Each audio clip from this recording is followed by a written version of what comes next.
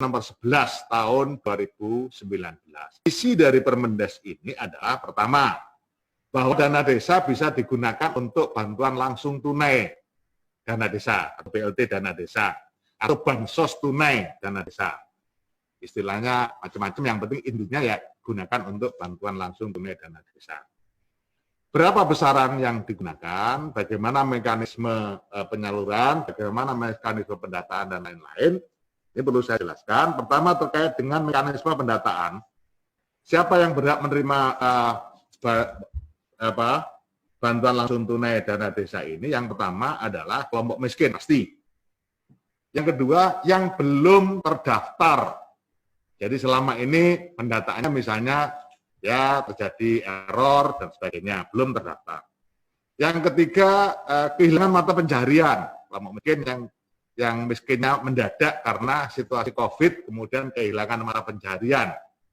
Belum mendapatkan PKH, belum mendapatkan bantuan pangan non tunai, bahkan juga belum mendapatkan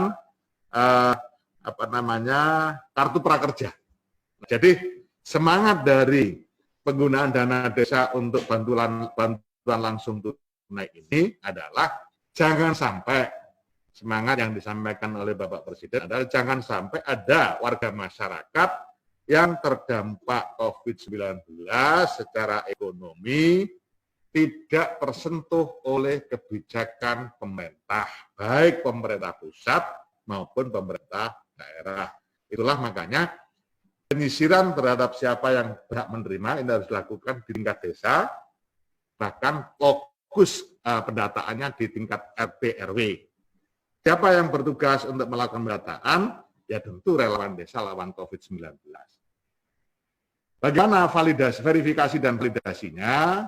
Verifikasi dan validasi data yang sudah dikumpulkan dengan basis RT RW itu dengan melakukan musdes khusus. Jadi musdes yang digelar khusus untuk kepentingan melakukan verifikasi dan validasi terhadap kakak atau keluarga miskin yang belum terdata tadi, yang tidak memiliki kartu prakerja, tidak terdaftar sebagai penerima bantuan pangan non tunai, tidak terdaftar sebagai PKH.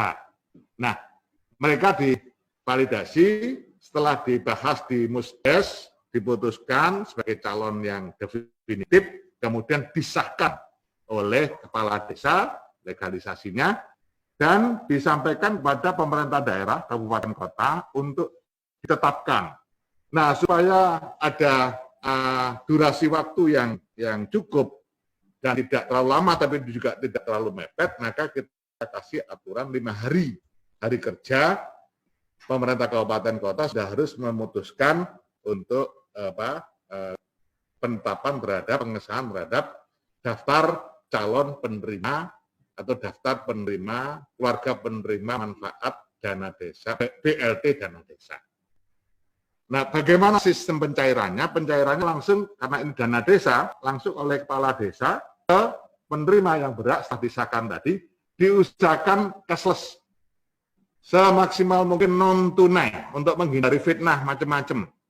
Kalau misalnya ada yang bertanya, nah, non tunai itu kan harus perbankan, sementara banknya nggak ada pelayanan kantor bank. Kita sudah sampaikan ke BNI, ke BRI, ke Bank Mandiri. Ini ada kebijakan yang seperti ini, silakan direspon, dibantu agar warga masyarakat desa mudah membuka rekening di bank masing-masing. Jadi kira-kira itu kondisi yang sekarang kita keluarkan kebijakannya. Mudah-mudahan ini menjadi salah satu ikhtiar untuk penanganan dampak COVID-19. Teman-teman wartawan, media yang saya banggakan, selain itu, kita di Kementerian Desa juga terus melakukan pemetaan terhadap desa-desa yang produktif, yang harus betul-betul mendapat sentuhan agar tidak terlalu terdampak dengan COVID ini, sementara desanya juga tidak terlalu kena imbasnya. Nah, oleh karena itu, kita juga terus mengantisipasi agar ke depan pasca COVID-19, ketahanan pangan ketahanan ekonomi desa. Di desa-desa yang tidak terdampak secara masif tetap bisa dioptimalkan, sementara di desa-desa yang terdampak agak masif bisa dilakukan recovery, sehingga nanti pasca COVID-19 ini tidak terlalu berat. Nah, kemudian ada pertanyaan, berapa lama BLT dana desa ini digulirkan? Waktunya 3 bulan. Berapa besarannya per kakak, per keluarga? 600.000 per bulan, sehingga satu keluarga mendapatkan 1.800.000 dalam kurun waktu 3 bulan. Terus berapa proporsi dana desa yang dipakai? Nah, ini kita punya rumusan. Rumusannya adalah dana desa yang di bawah 800 juta mengalokasikan maksimal 25% dari jumlah dana desa. Desa yang menerima 800 sampai 1,2 miliar, 800 juta sampai 1,2 miliar, mengalokasikan 30% dana desanya untuk bantuan langsung tunai desa.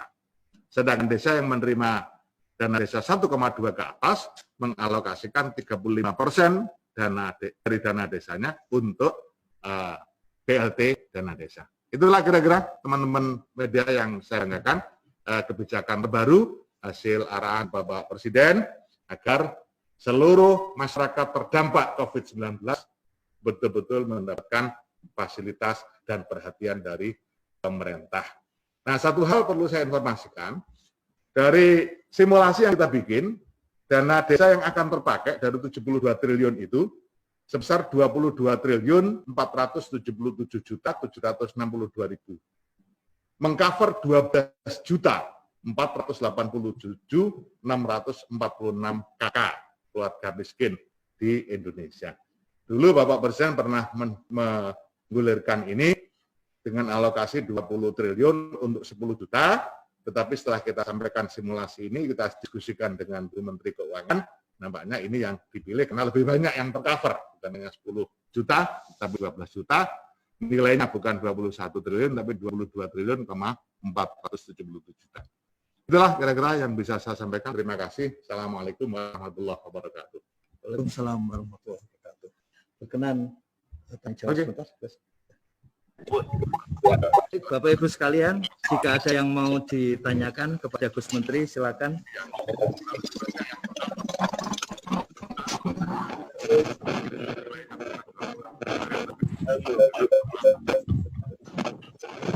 Pak siapa? Silakan Pak.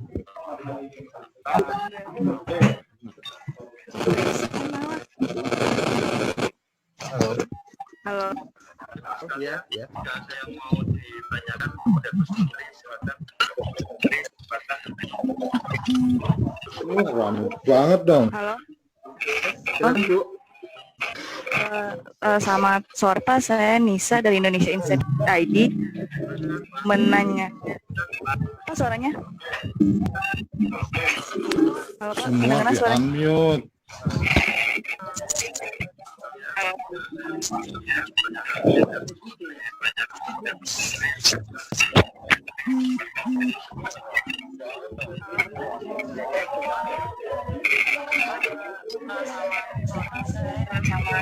Saya Nisa dari Indonesia Insight ID menanya.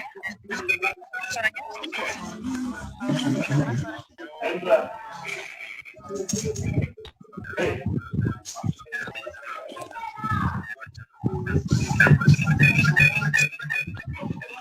Ivan.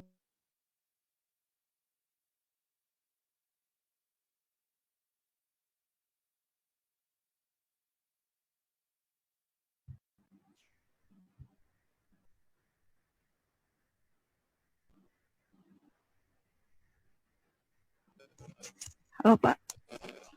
Ya, Bu Anissa silakan.